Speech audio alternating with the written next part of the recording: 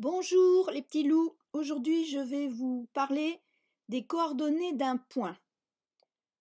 Tout d'abord, un repère orthogonal du plan est formé par deux droites, ici une droite horizontale que l'on appelle la droite l'axe des abscisses et une droite verticale que l'on appelle l'axe des ordonnées.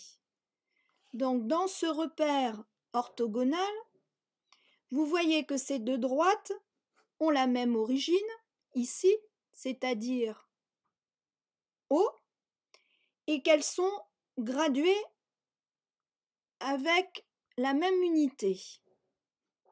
Dans notre exemple, nous allons donc positionner un point, par exemple que l'on va appeler le point A,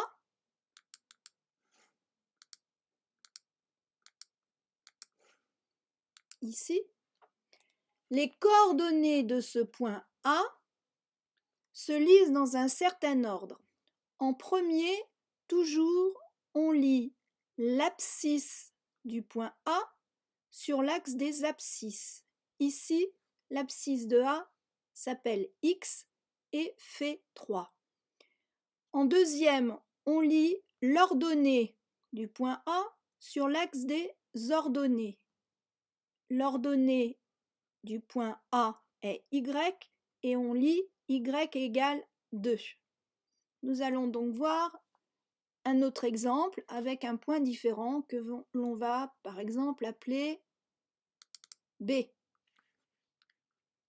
Ici, notre point B, on fait toujours la lecture de X en premier, donc que l'on lit sur l'axe des X, c'est-à-dire sur l'axe horizontal.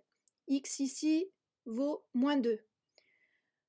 L'ordonnée du point B, que l'on lit en deuxième, se lit sur l'axe vertical, l'axe des ordonnées. Ici, l'ordonnée de B est 1. Un autre exemple avec un autre point que l'on va appeler le point B. Ici, on lit en premier son abscisse sur l'axe des abscisses. Ici, c'est 2. En deuxième, on lira l'ordonnée du point C, Y sur l'axe des ordonnées. Donc ici, Y vaut moins 3.